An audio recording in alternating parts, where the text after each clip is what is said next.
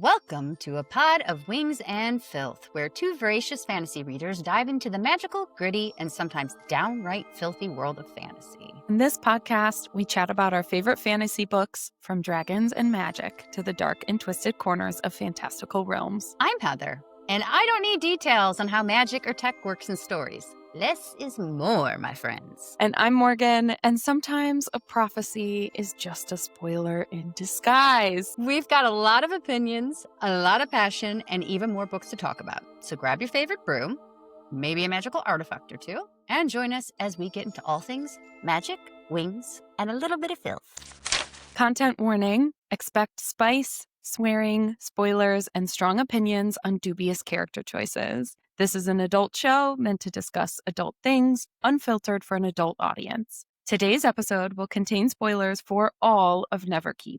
So if you're not ready for unhinged fandom energy, turn back now. Otherwise, spread your wings, grow your horns, and let's get filthy. Oh, Morgan! This was my first Twisted Sisters! I know, I'm so excited to hear how you liked it. I think you liked it, but I'm so excited to hear you talk about it because, ooh, it's good. So I was present while Morgan was going through her Zodiac Academy stage. That's true. And This is true. I fully admit to being so intimidated by it because there are so many. There are so many. But also because collectively the feedback is so mixed. Even the people that really, really love it, they're like, well, it's kind of hateful. Well, at least the first, I know there's like a lot of bully romance type stuff going on. there is a lot of bully romance, so if that is not your jam, do not read Zodiac Academy. But also, it just doesn't take itself very seriously. Like, Zodiac Academy, for a book that has as much explicit sex and violence as it does, is truly YA. Which I like that. it is, but like, damn, there's a lot of explicit sex and a lot of explicit violence, but that is a YA story through and through. I will not be convinced otherwise. And so as a result, it just doesn't take itself very seriously. There's like Facebook instead of Facebook. They have cell phones, but it's not like super urban. It's so fun. It's so silly. It also has intense storylines and relationships and all of this stuff. And there is bully romance. Yeah, thankfully, that's not the only Twisted Sister series or stories. They have many, many, many, many, many, many books. But yeah, if that's all you've heard, you might be turned off by Caroline Peckham and Susan Valenti.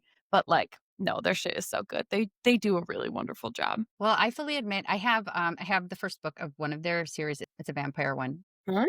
I have the first book. I've had it sitting here for a while, and I've been like Neverkeep. I had that sitting here, and I'm like, okay, these are ones that I really want to read. I want to start with those before Zodiac. That was my plan, but I just couldn't seem to do it. I don't know why. It was one of those that I just could not pull the trigger on. So Yeah. It's wonderful that it ended up as being our buddy read this month. And I have to say, after reading it, I want to read Zodiac Academy now. Even more after you just explained a bit more about it, because the writing, that's exactly what I got from this. It was so much fun. The writing is fun. And It's even though like fun, it's engaging. It's like Yeah. impressively, they do a really good job sucking you into a story. You really want to find out what happens next. Yeah, I had a hard time stopping reading in each page. I was very busy this week. Otherwise, I probably would have just sat down for 2 days and become been a complete goblin and gone goblin Heather. And I would have just read the book. But I loved it. I loved it. It's really good. Yeah. Was it perfect? Absolutely not. Was it supposed to No. be? Absolutely not. This is straight up entertainment, my friends. Okay, I want to hear your summary. Today, we're diving into Neverkeep by Caroline Peckham and Suzanne Valenti, a brutal, bloody, and wild spin-off of the Zodiac Academy world. This book throws us into the waning lands where the elemental nations of air, water, fire, and earth, also known as raincarvers, skyforgers, flamebringers, and stonebreakers, are locked in an endless war. However, there is common ground among the nations. It's Neverkeep, a fortress where conscripts are taught to fight, awaken their magic, and learn how to wield.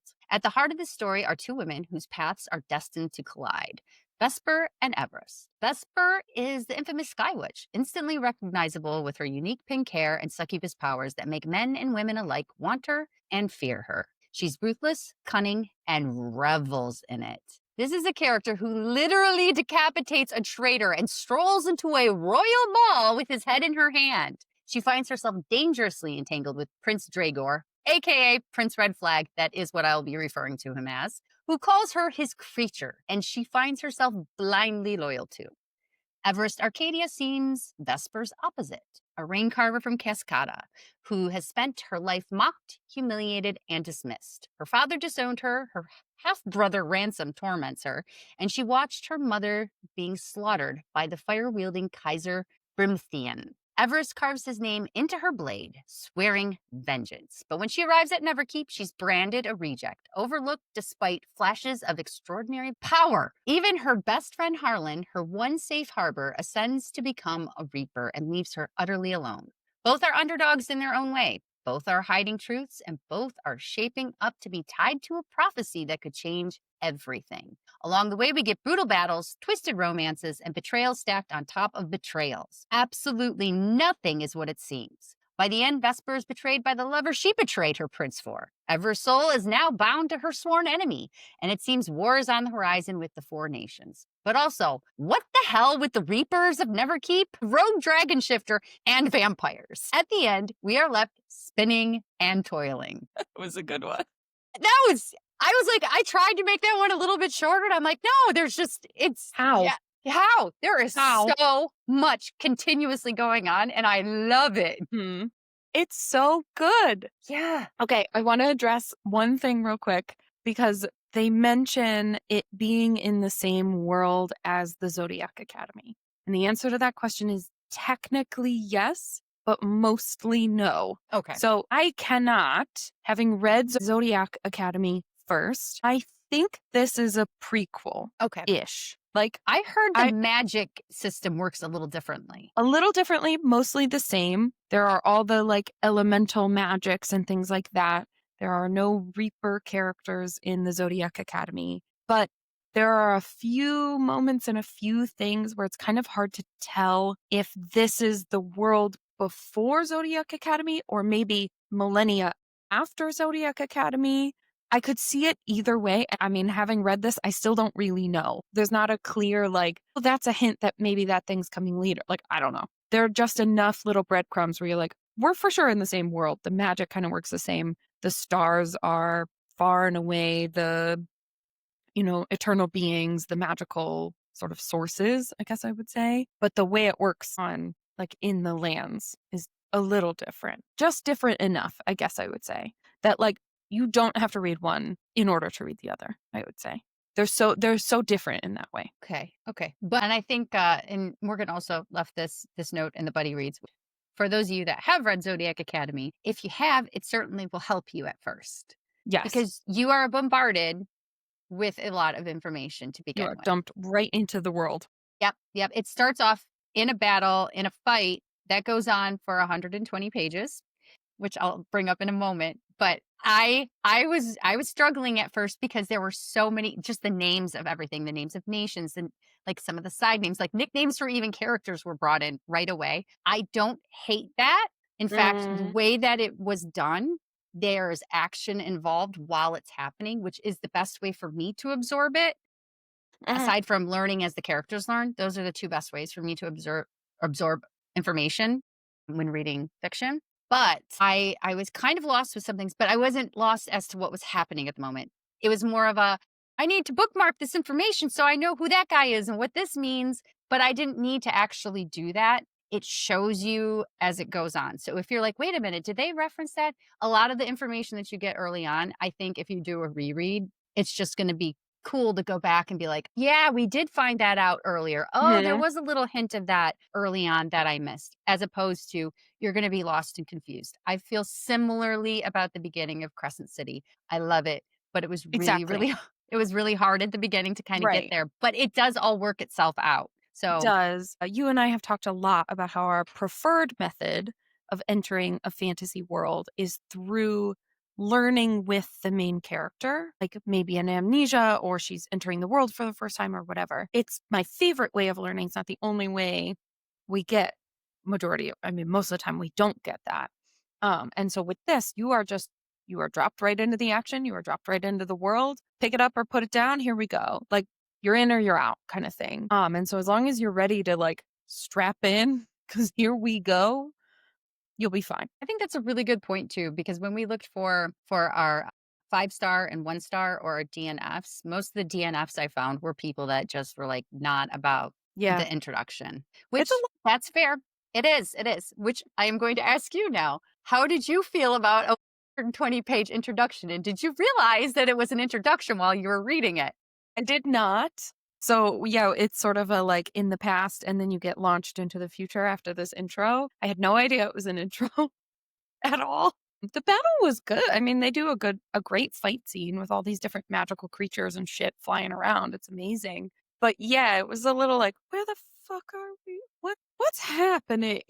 And that's the point. 120 pages was a lot. There were a few moments where I was like, we could move on to the next thing now. I'm ready. Yeah. Yeah. Suzanne, take me away.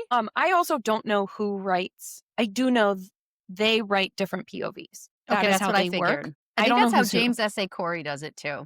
They I didn't both know that. decide that they have which characters they have, and then they work on plotting the story out together. That Mhm. always interests me. And then other stories like Direbound, I'm curious when you have two authors where you Right. don't have that, how that works out. So I'm Mhm. very, very curious about that. Right.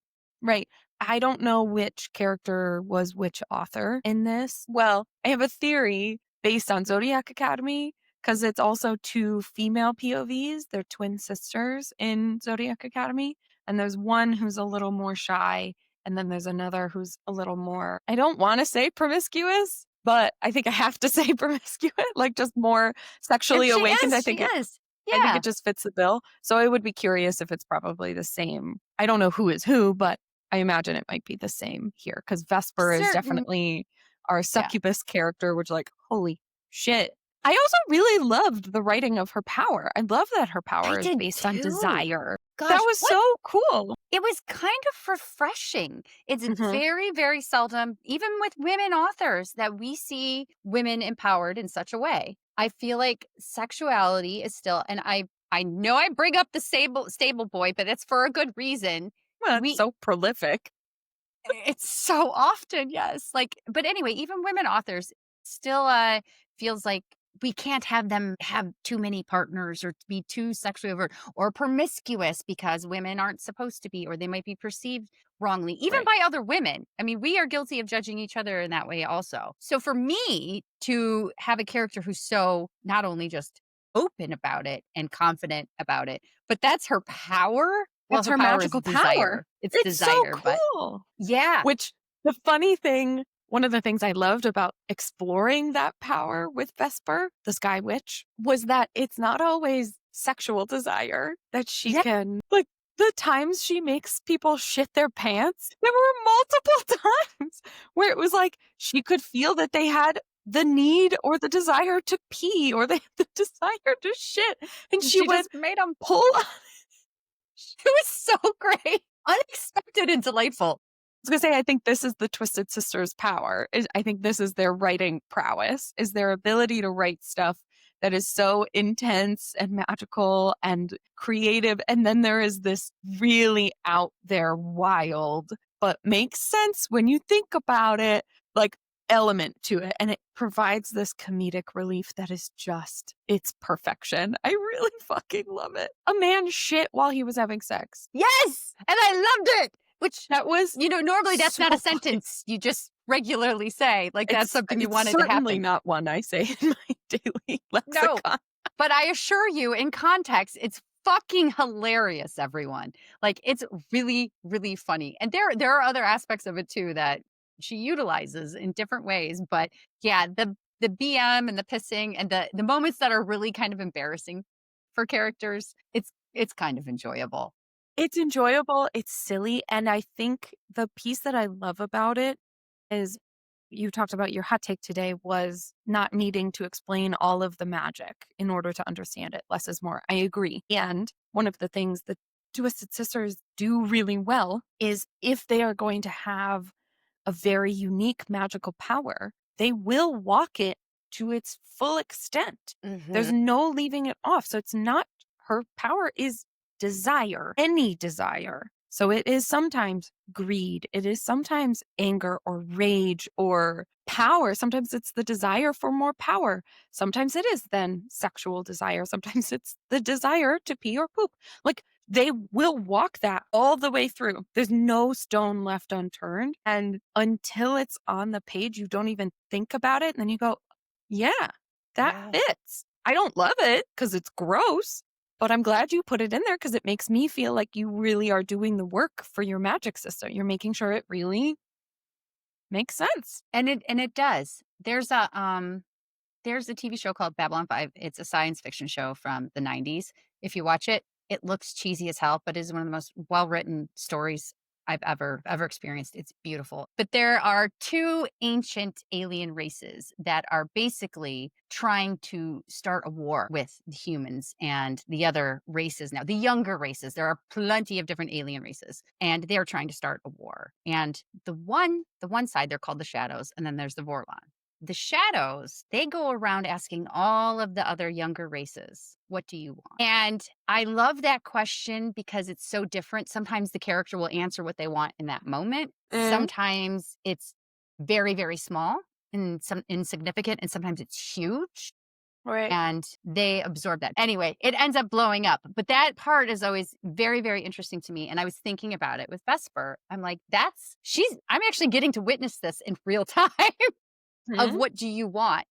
And it does turn out to be chaotic. Like, Well, and the want result and yeah, yeah, the she result causes is an chaos. immense amount of chaos, but it is really curious that, like, these are even wants that each of the people being impacted by her power don't even necessarily know or have, like, cognitive awareness of, which is why it's really interesting. There are small handful of people who can battle her power, who can have strong enough mental shields, and the recognition for her is, "I'm not making anything exist that isn't already there. I am Yeah. greatly amplifying what is already there. So maybe you do find me attractive in one way, shape, or form, and there is some lust or desire there. Maybe you are hungering for power, and I'm making that more volatile in you. But I can't create anything that's not there." Yeah. It's really cool. It's really Hmm. cool. And it's revealing. And that's one of the things that I do appreciate about the like you said, the way that they walk you through all of the aspects of the power. We get to see that really, really well through Vesper, but the opposite is the case with Everest. We get to watch because Vesper's already figured out what her power is. She knows what her order is. That's what it's called, whatever it is that your special thing that you get. Well, so there's sort of like different tiers to that, Yeah. right? Like Yeah. everyone is a fae. That's Which what everyone I is. continually forget about until they remind me that they're Fae. I'm like, "Oh, yeah, they've got ears. Yep. Okay, they've got And pointy then ears." everyone has a specific order form that you can turn into. So maybe it's a specific type of magical animal. We learn that Everest's is a type of leopard, which we never actually find out what kind in the whole fucking book. Yep. There's a lot of unanswered questions. Lots. There are. For Vesper, she's a succubus. There are like lion shifters and bear shifters and dragon shifters. And those are your order for. There are vampires. There are, God, this is where it's like, Pegasus. there Yeah, are Pegasus. Pegasuses. This is where I was saying, like, Harpies. Yeah, some of them are half technically, shifters and yeah, yeah. exactly. There's like a lot of different magical orders you could be. And then on top of it is your elemental magic. So you could be air, wind, earth, sorry, air, fire, earth, or water. If you are awakened and you have more than one elemental power, though, you are shuffled off to become a reaper, who are supposed to be the ultimate powerful beings. And are the hosts of Neverkeep for the most part. Yeah. Yeah, the, like, wardens, keepers. They're even also portrayed at one point as the, like, religious, A little bit, like, the yeah. beings that connect you to the will of the stars, and I found that to be really interesting, right? There are reapers in every one of the lands because there are temples, and basically they run those temples, but then they are also the keepers of Neverkeep, which is the school. Yes. The Twisted Sisters love academia. They They clearly love a do. magical school. I love And it. that's what I heard, and I knew that Neverkeep was the school, so that's why with the beginning of the book, I was like, I don't think I would have asked a single question about how long it was Mm, if not for the prior knowledge of Neverkeep is a school that they're going to go to. I'm like, "Wait a minute, we're in war." I mean, I'm totally down with the war, This is great. The action sequences were wonderful. It moved really quickly. Yeah, you don't the only thing is you definitely feel bombarded by information. All that stuff that Morgan just said, great. That literally is just splayed out in front of you from the start while people are fighting each other. And Fighting and then dying.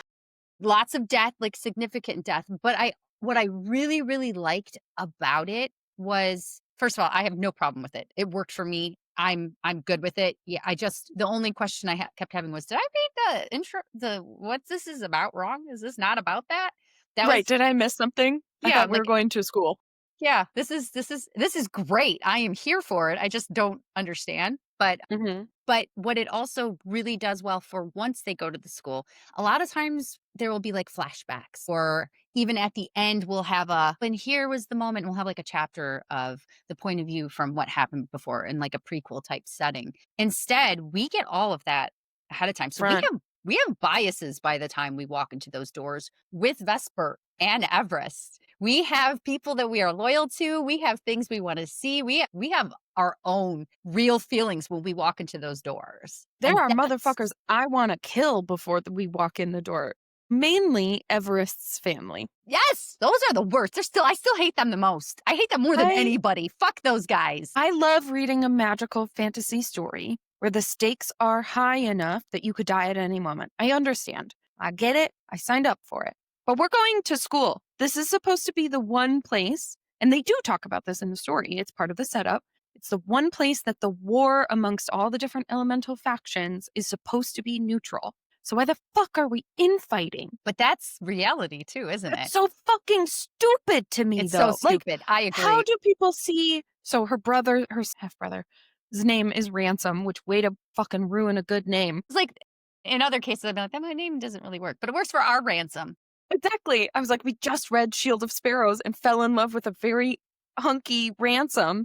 And now I'm really mad that this guy's name He's is ruining Ransom. He's truly the worst. He literally tries to kill her on so many occasions. And it's the most humiliating deaths. Yeah. Like, you hate him so deeply and viscerally that there are times where, like, she would not have lived, absolutely would not have lived, did not have developed powers enough to live if Harlan had not come to her rescue She would or have been been dead. able. Like, Yeah. there were like 6 times on the page where her own brother tries to murder her. I was like, That's how the book opens too, everyone. That is literally how it opens. Her brother is trying to kill her with teases his her. friends. Right.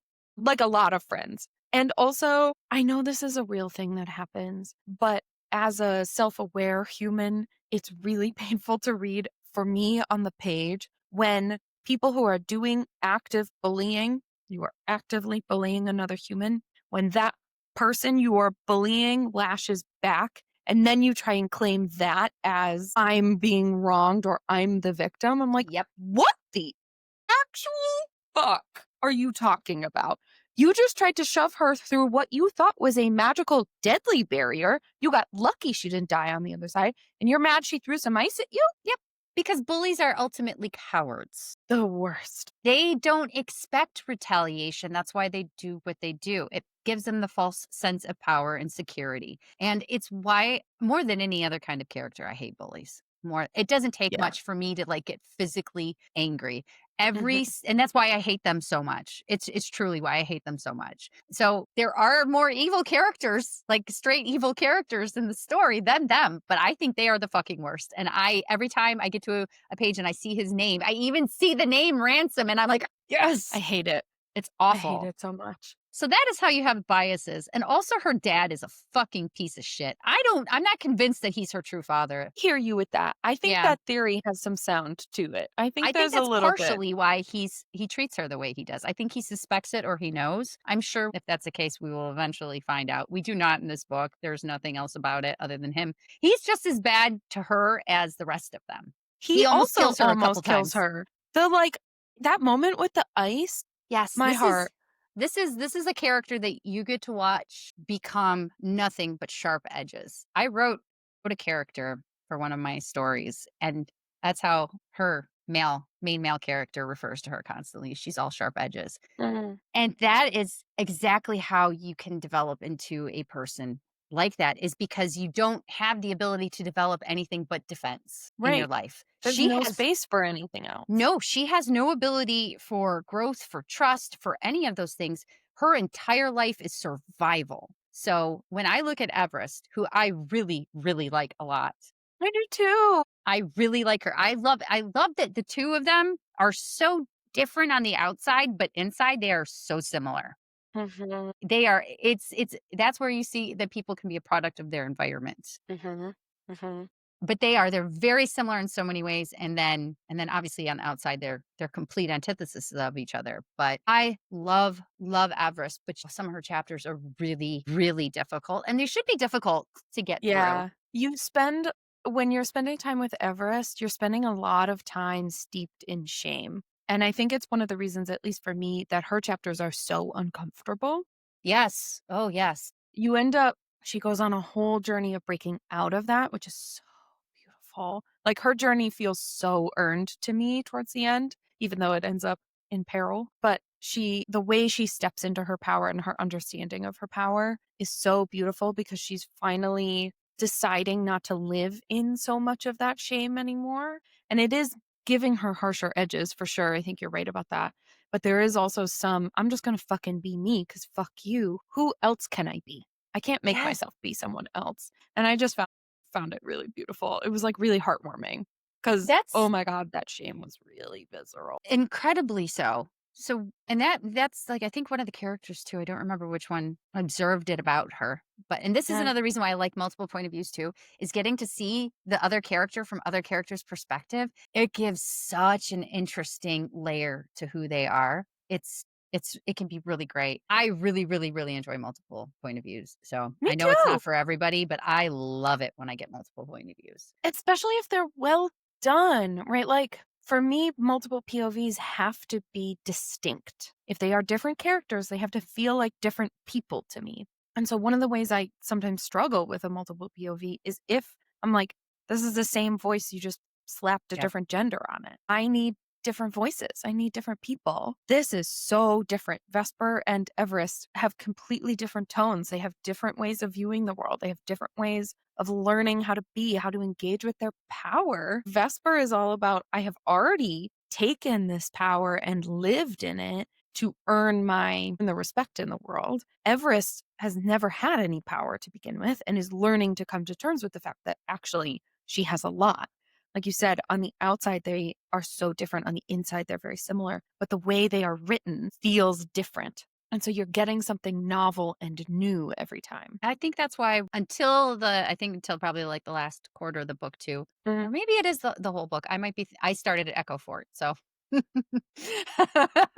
I think I think it's continuously too one point of view to the other, one to the other. And I think that Yeah. stays consistent throughout, almost until we start getting to the end. Almost every time it would shift back to Vesper, I would feel a sense of relief because I would Mm, have a break. I would have a break, especially early on, those like the first half of the book even, before our Everest starts to get comfortable with being who she is and accepting that she's different and yeah. that's fine. And she doesn't need to make friends with these people. She doesn't even want to. And I understand that. I definitely connected to that part of her going, yeah, maybe I am different and that's fine. This is who I am. And I'm going to be the best version of myself I can. And I am going to avenge my mother. Also, yes, I'm for that. But slipping into Vesper's side is kind of like you get to slip into that sexy body too. You get to Mhm. have the confidence. You get to experience what it's like to be a badass. Also, Vesper, differently from Everest, has her two besties. Yeah. I fell in love with them. I loved their relationship so much. Yeah. So It was devastating. beautiful. Yeah, no, that ending, though. We had to take everything away from them? Really? Yeah. Yeah. Everything? Yes, we We did. sure Yes, did. we We had did. to strip God them down to damn it. nothing so we can build them back up and make them stronger. I hate it, but Yeah. I get it. But I yeah, also loved her 2 sidekicks, Dahlia and Moraine. They were really wonderful. they were so freaking great. That's what I was talking about. Yeah, they were absolutely wonderful. And Mhm. because she had that too, that also was showing she's also experiencing isolation in a different way than Everest, but she's not completely alone. Yeah, exactly. She has two bitches who are kicking ass. Yep, yep, Mhm. and when she's walking around, they physically are defending her, verbally are defending her. They got their girl. Like, if you have a girl squad, this is the kind of girl squad you want.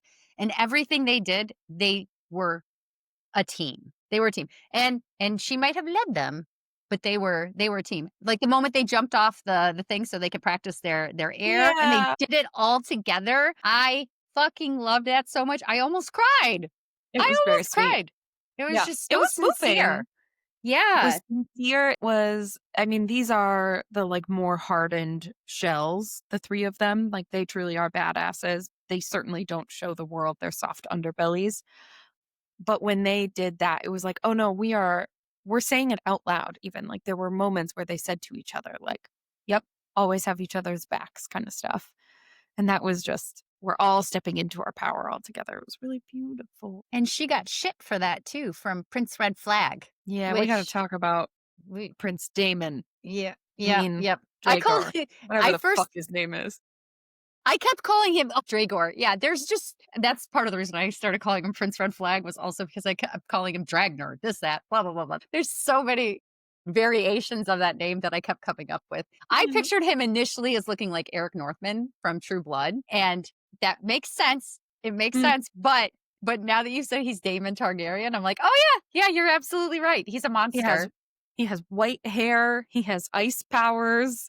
I was like, He's cold as fuck." "He's cold as fuck." He's disgusting. Like, so he is the prince, the king is alive, but it's very clear that Dragor is the most powerful of his siblings, so he is stepping into the power to rule the Skyforgers, the air magic people who literally fly around on chunks of earth that they keep Yeah, floating in the air. I Amazing. think that's cool as hell. Yeah. Incredible. But yeah, his whole thing is that he has demanded, Vesper has come to realize if she can get not just his attention, but his devotion, that it will help her be seen as more legitimate to the rest of the air wielders, we'll say, because everyone else has some sort of royal blood and she has mixed blood of some kind. There's always some sort She of was yeah, racism, right? Like we always got yes, to have some exactly. flavor of She's racism. she's of their people, but she was born across enemy lines. That's Right, it. was born across enemy lines and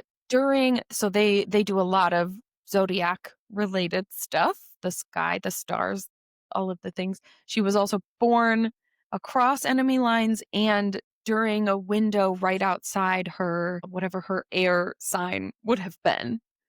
And so they call her Sin Fair because basically she's a mudblood, right? Yep, Like this yep. is the moral of it. And so she has had to become so hardened and like earn her warrior status Yes, because also through you have to if that's your thing, you have to fight even when you're young. So you have to most the other nations, they don't usually don't make join. them do that. Yeah, they don't make them do that. They go to Neverkeep, they get their powers, they learn how to wield them, and then afterwards they go and join their armies. Our air nation here is the only one that's different in that. Initially, I fully admit I was looking at him as being he could go either way. He could be the morally gray guy. I mean, He until was she so went evil to me the whole time. I was like, fuck until she that went guy. to Neverkeep, and I will be full I will be fully honest too. I was reading at the end of the night. I was reading quite late, and I was a little bit randy. I was gonna say you left a note in the buddy read, which is so funny to me. Like they do the most unhinged red flag shit together. I don't It's even so remember bad. what it is. It And was you wrote, bad. yes, yes, that's what I want. That. Say yes, Vesper. And then in the morning, you wrote a note to yourself. So when I wake up in the morning, my rational mind reminded me that this guy is a walking red flag. Damn my hormones doing my thinking when my brain was off guard. It was so good. I was fully I like I said, I'm confessing it, and I will confess when I'm so wrong, but I was like, "Yeah, he's kind of a dick. I bet he's really good in bed, though." Those were the thoughts that were running through my head at the moment. I'm like, "Oh, he's kind of a dick, but he's gonna be fun if they have sex. It's gonna be great, and then we're gonna see this other side of him." That's what I was telling myself, and I went, "Wait a minute, that's 20-year-old Heather talking. Shut the fuck up. Go to Uh-huh. sleep, girl. Go to He is sleep. Get your This man Z's." is not worth the good sex. No, Mm-mm. he is not. That's why he's Prince Red Flag for me from now on. Yeah, see, even I fell for it for a minute because I was off guard.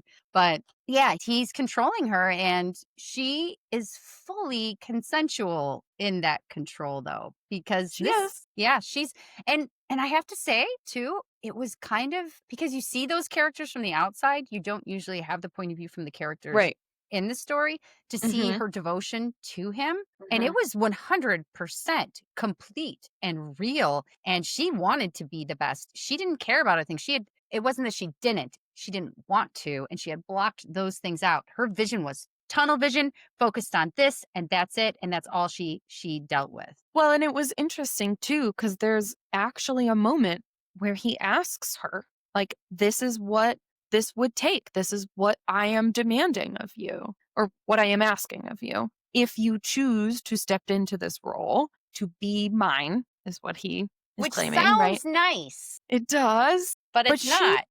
she knew what that would entail. She knew that that would entail utter and complete devotion and no one else. You would be his and only his. And seeing her come to terms with after she has said yes to this, she is committed to this, and she betrays him for someone who then betrays her. Ugh. We got to talk about Cade, who is really hot and sexy, but also I had a bad feeling. And as it turns I out, called it that bad from the feeling was right. start, and then and then he fucking won me over. I Mhm. fell for it. I said from right after the first the intro, the 120-page intro, I think I left a note in the buddy read where I said, "Wait a minute. Hold on. The prince didn't send him. He told The him fact we never get an answer to that really hurts. you Like, will. it's okay. We will. You I will. trust that we will, And but quickly. I started Echo Fort. oh, good. Because I I'm was not like, going to tell you anything, how but did there we isn't get there? How you did we do. get there? Right? Like, how are we overlooking this piece? Ugh, but it is also a reminder that when you uh, give yourself to that blind devotion, you are expected not to question. And that's where you Exactly. get fucked over. And Vesper, my girl, who is smart and she's clever, she has a real bad problem of making oaths and promises. Like She she's does. constantly, I'm like, girl, how many more of these promises can you make? Like, this is not going to work out well for you. Would you stop promising everybody? I love that you are so committed to whatever you're doing. I respect the fuck out of it, honestly. But this is not smart, and you are smart. Right. Girl, what are you doing? And also, they are very young. Yes. We don't actually ever get like an age, but I read them as like 18, 19 oldest, Okay, maybe 20 at I was oldest. thinking like 2021. I was Yeah. kind of thinking somewhere in there. No They're older young. than that for sure. Yeah. They're definitely younger. I feel like just by basis of experience and battle and all of that, they have a bit more Mhm. ideas about the world, but a lot of their behavior is still very immature. And Right. But yeah, he is just Prince Red Flag. And then we have Cade. okay, this guy shows up and immediately I don't like him. I don't trust him. I'm like he's like in the battle in the intro right away. They make enough remarks to be like fuck this guy even though he saves her right away. He calls her sweetheart, which if you read romanticises, that's usually an indicator from the start that they are going to be a love interest is when there's a nickname involved. Mhm. We got played. We got We got played. played. We got played. We are grown, intelligent women, and we both got played. Even after we both felt the Huh? But there's a lot that's going on, and I think that's one of the things that I can say was done so well with the writing from Vesper's point of view Yeah. is we're seeing it from her point of view entirely. We forget about the same things that she does. Yeah. I also think with the switch of POV, it helps because we're not with her all the time. So we get those moments of like questioning and curiosity. And then we've switched POV where with Everest, we have different questions and curiosities. What's going on in her world? What's happening here? And so it falls to the background. And then by the time we come back, we're like, oh yeah, Cade, he's a great guy. I thought, no, he's not. He's by the time they're in this school, there's also a gap where we just don't really see him on the page for a Mhm, while, which mhm, I think helps what you're mhm. saying too. So when he does start showing up again, like, oh yeah, he's a rival. So there's a reason for him to kind of be that way, but also he's also one of them. I actually felt bad for him for a little while. I'm like, well, he's a Sinfair too, Mhm. and he's been assigned to them because I fucking forgot that he wasn't assigned to them. Right. But that wasn't real. That was Nope. fake. He It was and lied. And if they hadn't been so distracted, then they would have otherwise realized that right away. But But yeah, I'm like, I started to feel bad for him. I'm like, well, maybe they could be a little nicer to him. He's also stuck out here and alone. So I did. I started to feel empathy for him. And I Yeah. wasn't rooting for them to necessarily get together. No. I didn't even necessarily see that on the page in this book, but I was rooting for them to create some form of an alliance because I liked him with them. Yeah. All three of them. I liked him with all three of them. I liked him there. He made sense as part of their group as the fourth to their trio. I was a little worried when this is towards the end, when he and the trio are overlapping their journey with Everest for the first time. This is like finally Vesper has come out and told everyone what's going on. There's this question of like, what the fuck is going on with the Reapers? Something really insidious. Everest and I have formed this alliance and have this magical agreement. We can't hurt each other, which also extends to you. You cannot hurt her on my behalf. And I was really worried that he was going to take that and he was going to twist that in some way. He was going to fuck with that. Because by that time, you're like, okay, something's off. Like he has something Something. bad has happened. But he ends up not because there were other bigger, more dramatic things going on. Yeah. And the worst part is, like we said, we fell for it. And once they hook up, it's first of all, it's hot. It is hot. It's It's really hot. it's so hot. It really is, which makes it all the more worse. So much more painful when your heart gets ripped out. I know. I mean, we at least like when we were reading Direbound, it was like, oh, Marin, well, at least this you knew the sex wasn't that great. It Not wasn't good. bad, but it wasn't Right. what you wanted.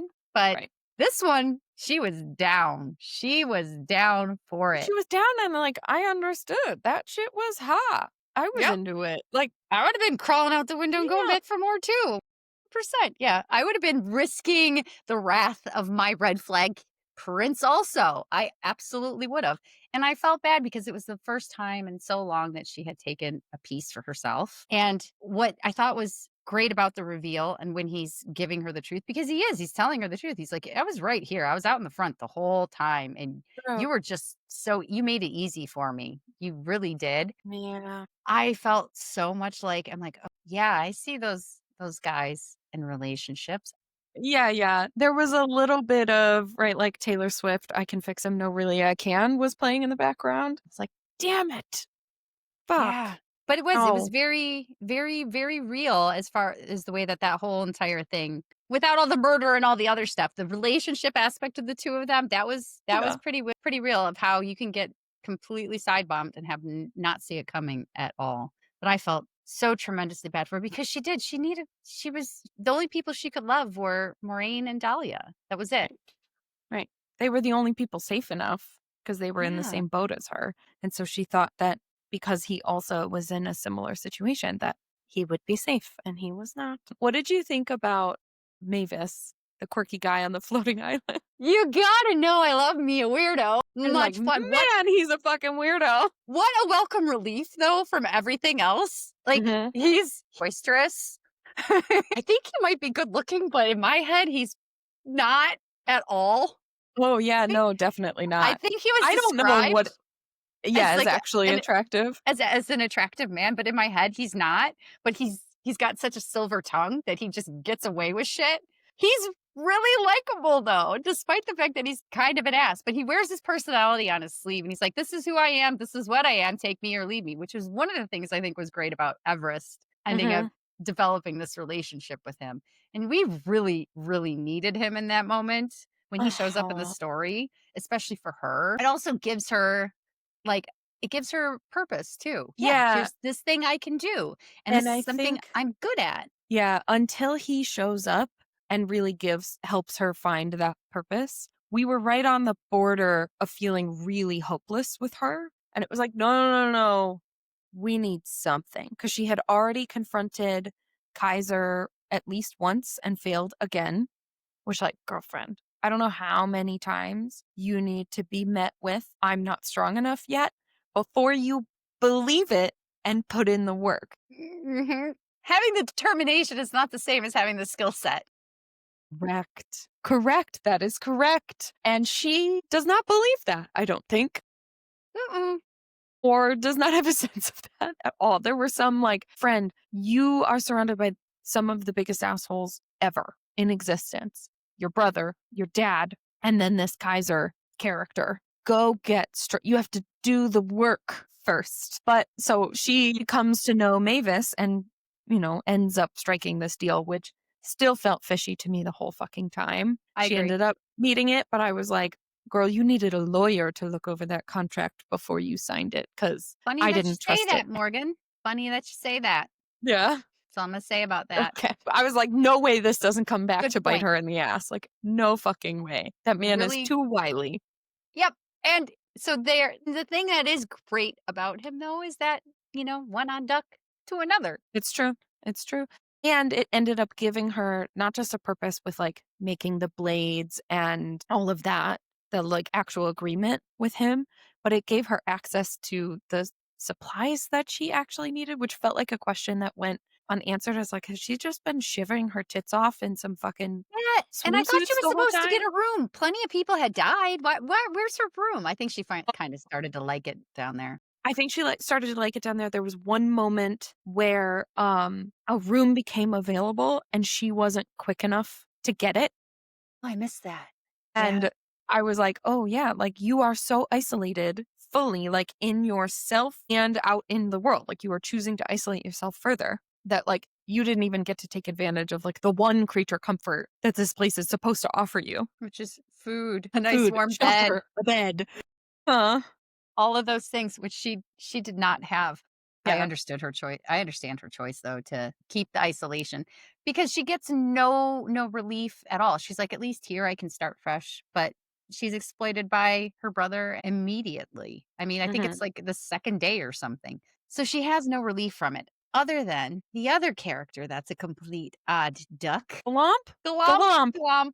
Yeah, glomp. My gosh. She does attract all the curious characters in this, and I love it so much. But glomp, oh my gosh, I love this guy so much. Miss Everest. Miss Everest. Let's do this, Miss Everest. How are you doing today, Miss Everest? We talked a little bit earlier about some Game of Thrones carryovers and some House of the Dragon carryovers. Galump is Hodor. He is a bit Hodor. He is. He so is. He just has more verbal ability. Not a ton more. Not a lot more. No, he's a simple man. He is a simple man. He is a And simple he's man. also incredibly powerful. Yes, oh yeah, his order is a polar bear, which I think is awesome. But Yeah. he kind of just latches onto her unassumingly And never and lets go. but he doesn't also like search her out. They just come together at certain times and go on adventures together, but he doesn't serve the entire time. He doesn't serve any huge purpose in the story. No. But it's necessary to keep him there. Well, he doesn't yet. He doesn't Yeah. yet. Yet. There are a lot of yets. Just that he serves is just smaller, right? Like Yes. she needed companionship. She needed somebody. Something soft. Somebody. There's Queen Somebody to Love screaming in the background. Like, please, somebody. She needed something. But also, he ends up being so sweet and so loyal and so protective of her Mhm. and actually powerful. So he can actually fucking do something about it. People don't respect him, but she doesn't need that. She just needs a No. little bit of someone on her side. But yeah, by the time he shows up, she's no longer looking for acceptance from anyone. That ship has sailed. She knows she's not accepted, but she also doesn't, I don't think she wants it anymore. I don't feel like she cares anymore. She is, as you were talking about earlier, she is accepting who she is and stepping into that person without any desire to look for outward acceptance, which she does kind of go down this path of solitude. And this is one of the things that I loved about this story. There are so many secret passages. There are a lot of secret passageways. They're My everywhere. gosh. There's just, oh my gosh, my giant brain is just going in so many directions. Where does this lead? What does this lead? There's so many places. Oh my gosh, we're never going to run out of places to It's true. discover and find, which I understand if that annoys some people. But for me, it was 100% fun. It was I great. love that shit. I loved all of the little side quests that they went on to try and figure things out. I love a good mystery. And there is mystery upon mystery There's a piled. lot of mystery. These were also moments, the like little side quests and the little tunnels and the shit that they find down there. Those were moments where it was like, oh, because I have read Zodiac Academy, finding the dragon shifter was not surprising to me. When they said that the dragons had died out, I was Oh, like, once they said that, I was like, there's probably going to be a dragon in this. There's definitely gonna be a dragon, and the dragon shifters are very powerful in Zodiac Academy. So, like and I promise I'm not gonna do any big spoilers of Zodiac Academy, but it was just like, "Oh, I know that." Like, this is familiar to me. There were a couple of powers, like, we find out that Everest is a void. Yes. She does not believe she's a void. I That even think pen she knows that that's a thing. No, no, no, not at all. Her relationship with Kaiser is so interesting as the story goes on. It's like the opposite of Dragor in the beginning. You think he's like, well, maybe we're going to start seeing the softer side of him. Well, at least Right. I did. I'm like, maybe we'll start seeing that softer side of him. Maybe we'll start seeing this aspect of him, or Cade with his sweethearts. Like, you think those guys are the whatever. Kaiser, like, he murders her fucking mother. He kills. On top of her mother dies protecting her from basilisk venom that is raining down from the explosion that Kaiser put off. So she literally magics herself over Everest to protect her and dies on top of her. Like the amount of trauma in the first scenes. Wow. This is why walking in the door, we have biases. And North, who is his best friend, brother, or Sidekick? whatever. Yeah, sidekick. He's a bit of a pompous shit. I think he's appropriately a werewolf too. I He think is that a makes werewolf. sense for him. Yeah. But the two of them are the ones that are responsible, but Kaiser is the one who actually killed her mom. So that's who she's been planning her revenge against this entire time. That's like her main goal. It's a big. Carved his name into the blade, you know? Yep. That's some Yep. intense shit, friend. But I get curious immediately because he is always aware of her, and he has so many opportunities to kill her or be done with her.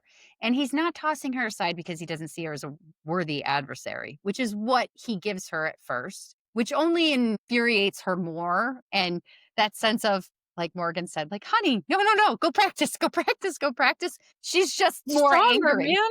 Yeah, no, she just gets more angry and more aggressive about finding him without better solutions. Like, her trying to seduce him was fucking hilarious. I was like, this is so gonna blow up in her face. And it did. And he calls her out too. He's like, I just want to know how long you're gonna carry on with this for. And Right.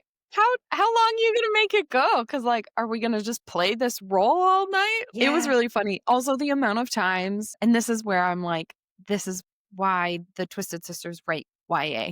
The amount of times that nudity is used as a humiliation, yeah, that is like deepest teenage fears, right? Like you show up to class naked or your clothes get, like that is some YA shit. This doesn't necessarily feel super YA to me the way that Zodiac Academy does, but like it is, there are definitely elements, 100%. right?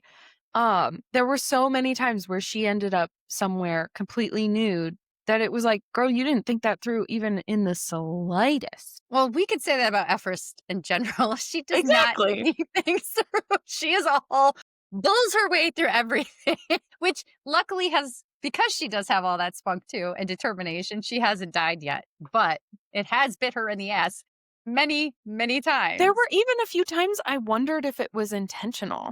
Like, Yeah. and this is a tricky conversation to have, but I like kind of wondered. I was like, "Are you on an actual suicide mission? Do you have gone through enough hardship? I wouldn't blame you if that's where if this is coming from a self harm place. But this is so dumb. This is so dumb, friend. What are you doing? I think she's committed to losing her life in order to have her revenge.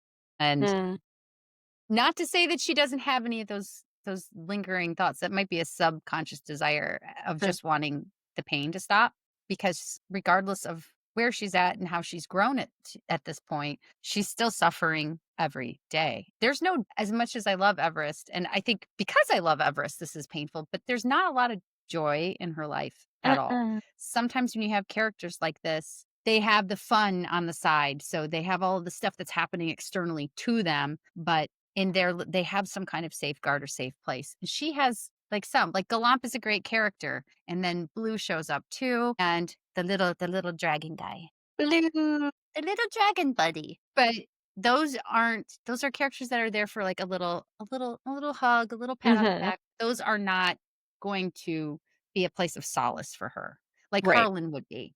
Right. Like, she could get access to Harlan, which is her other side quest that she's Thought he was trying. dead the whole time. I did too. I I thought was he like, was he's dead the whole time. dead or evil, one or the other. I'm like, he's either turned into evil, and I still don't fucking trust him right now. No, I feel for him being Me too. permanently attached to a thing in front of what looks like an evil, magical, sentient void that is killing all of his other acolyte. Like, what?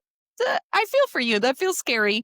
Feels scary to Yes, me. it seems very bad as long as he's still good, but I don't at this point, especially with the continuous betrayals, I'm like, I Yeah. don't trust that he's not playing her right now. I don't I think don't he was up until they part ways at I Neverkeep. agree. I I think agree. I he is think after genuinely good until then. It's just unclear what happens to him after that. yep, have no idea what happens to him now after he is or he's about to be a reaper and what must be sacrificed in order for them because nobody knows anything about them. Anytime there's an order or some kind of leadership and you don't know what goes on behind closed doors, I'm Mhm. immediately suspicious. I'm like, Mhm. why? Why are you hiding? Why can't you be transparent? Some of the stuff they were hiding, we'll say hiding, because some of it felt like it was too easy for the regular neophytes to just like wander in by accident to watch you draining the blood of one of their fellow friends, doing some sort of sacred, terrifying ritual to the void. A Like, necromancy. and necromancy. Yeah, exactly. It was like, wait, that guy was dead. I thought, like, dead, like super Dead, fucking dead. dead. Like, Yeah.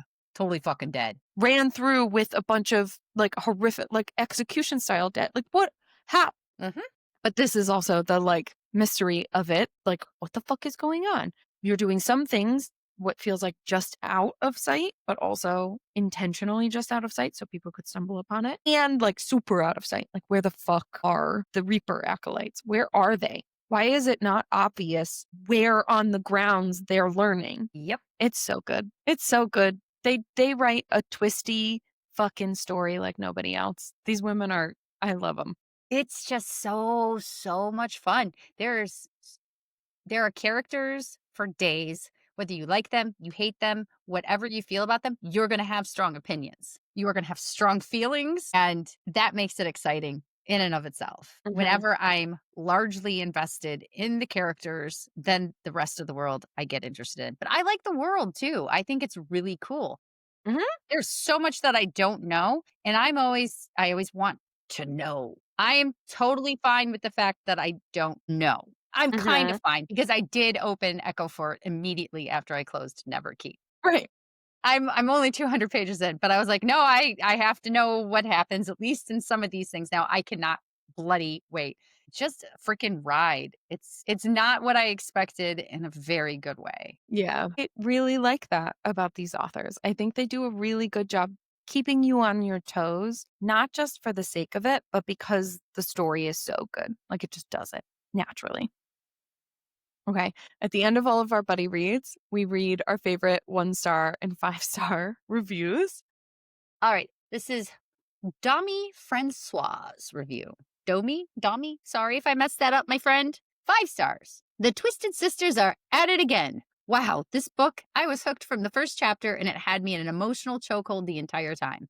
I was totally here for it from start to finish. The ending ripped my heart out and set it on fire and put it through a wood chipper. I was riveted and now I need to come down from it all, let it soak in. I was captivated by Vespers and Everest stories, and I gotta say, Everest's storyline at the end, ugh, Twisted Sisters, what the heck, man? Anyway, my second 5 star read of my very behind reading year, 2025. I thought that It's really did. perfect. It's short, but if you're going to be short in describing this, which I wouldn't be able to Hard do, to my do. hats off to you, my friend. That was a great reaction to it. I think that kind of summed it up. So if It does. that And it, interests you and everything we did didn't, you yeah, should hit him. exactly. This should do it. It's so good. I love a good solid review like that.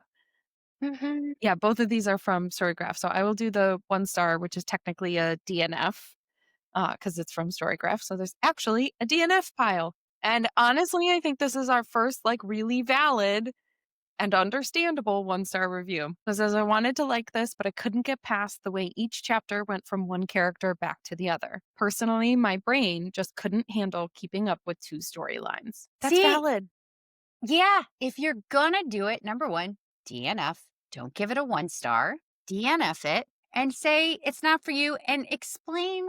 Why? Yeah. Exactly. If dual POV is not for you and your brain didn't know, I don't know how you would pick up a Twisted Sister book and not know it was dual POV, but that's neither here nor there. If you didn't know, you didn't know. And it's just not like clicking in, it's not getting you in there, put it down. It's okay. And let people know why you did, which this is Yeah. perfect. I really appreciated this. I don't Yeah. remember if I said her name. Her name is Sarah Morgan, which is funny Sarah to me. Morgan. That's good that you got that one. Yeah, it's like I when I was asking you at the beginning, how was this intro for you? The most of the DNFs I will let everybody know, full disclosure, most of the DNFs that I found when I was looking at this were early on, and it was because I thought the intro was too long and it carried on.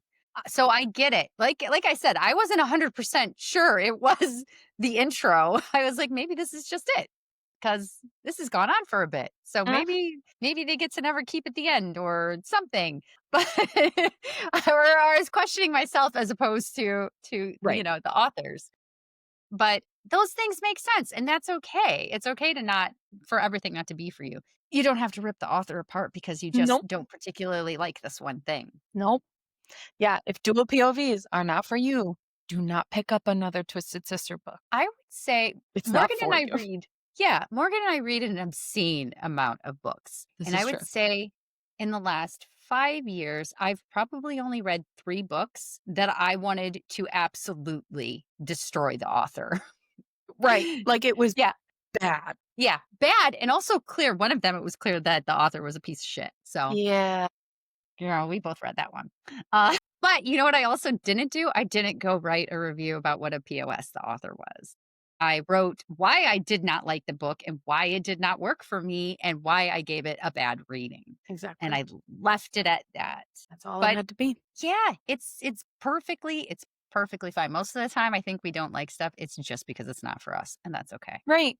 Like, not again, we read so much stuff. It's a miracle that we've only read so few that have been bad or challenging. Most of the time, if I didn't like it, it's because it just wasn't my jam. But also, Yeah. I might have known, at least for me, if I'm picking up something that's outside of my wheelhouse, I'm trying to expand. I'm trying to learn something new. I'm trying to make sure I don't just read one singular fucking thing so that my brain falls into a brain rot of fantasy. Not that that would be bad. That might be good, depending on where the world continues to fall apart.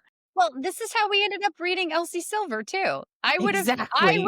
I was so judgmental. And I went, you know what? One of my friends, she loves these. And I'm like, all right, all right. So I will do that from time to time. Sometimes it works out, sometimes it doesn't. I just gave my neighbor a bunch of cowboy romance books. I was like, these I thought they were, but apparently it's just Elsie. You take them. They are yours now. Enjoy them. They're fun. They're just I don't want to read that over and Right? over again. Yeah, it's okay. It's so good. Also, it is just Elsie for me, I think. Yeah. It's okay. That's the other Yeah. thing, right? Like, with fantasy, I think, and romantasy specifically, I think we found out it's not just Sarah J. Maas. For a Yeah. while, I did think it was just Sarah J. Maas because I read all 16 of those books. That's a lot of books. Like, I read them in less than a year. I um, Yep. but it's not. It's also Carissa Broadbent. It's also the Twisted Sisters. It's also all of these other authors. And then there are times when you enter a genre and it's like, oh, nope, it's just Elsie. I just like those ones. And Those are that's the ones that fine. are for me. That's fine too. I think I even commented on there was a lot of talk about her last book because of an age gap. And I don't usually comment on things, but I felt compelled to do so. I'm like, you know what? There are a lot of times where I don't like that trope either. There are a lot of things that you've written about that I typically do not enjoy, but I do enjoy it when you write it. So for Yeah. me, maybe it's You not always managed the to make trope. those.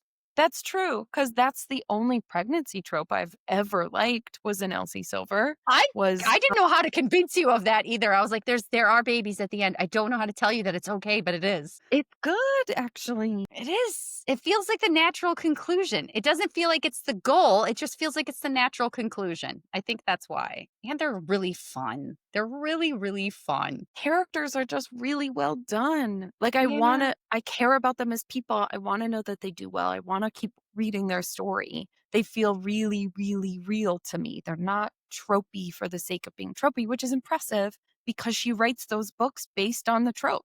Exactly. Like, in She every does. single one of her series, it's like, this one is the age gap and this one is the brother's best friend, and this one is the pregnancy trope, and like this one's more the enemies to lovers ish. Like Yeah. she writes them based on the trope, but she does such a wonderful job with them that they're not cheesy. It doesn't feel forced. It feels really natural. Anyways, I think we could rant about Elsie Silver for hours. I Yes, am yes. curious, although I think you already told us 2 times what you are reading next. It sounds like you've already dove into it. Yes. Oh my God, I didn't realize the books were so pretty. Isn't it gorgeous? That's really gorge. So pretty. I really, really like them. Oh, and they're so big and strong. Look I at was gonna say, them. I read them on my Kindle. Yeah, I'm about 200 pages in right now. And I will just tell you a bunch of the things that we were asking questions about have been answered right away. Mhm. There are more things that come about. And I stopped at a point that I could actually stop at because for quite a few hours I could not put it down. It's really I literally couldn't put it down. No. Like you would have to fight me to pull it out of my fucking hands. Love that though. I love getting swept away into books like that. So much fun. Yeah. So I highly recommend picking that up after you read this and decide you like it because I think you Mhm. guys will. What are you reading, Morgan? I am picking up Rebel Witch by Kristen Cicerelli. It is the second one in the Crimson Moth series, duology. I don't know the answer to that. I think there's two of them. I think there's There just are two of 2, them. but I don't know if it ends at 2. I think it does. Anyways, the Yeah. first one, Heartless Hunter, so good. So I'm really excited to get into Rebel Witch, where the plot twist, where it ended, I gotta know. I need the answer to the cliffhanger, you know? That's when I see a lot where I see the second book is better than the first. Oh, which is so hard to do. Mhm. Anyways, I love it. So we will be back next time with our deep dive of parts 3 through 5 of The Songbird and the Heart of Stone by Carissa Broadbent. And that's been our show. Stay filthy. Your hosts, producers, and audio magicians are Heather Baxendale and Morgan DeRocher, who somehow make this show happen with a combination of enthusiasm and lots of emotional damage. Our theme song is Magistar by Kevin MacLeod at incompetech.com. You can find A Pot of Wings and Filth on all major streaming platforms and at our home base in Podomatic.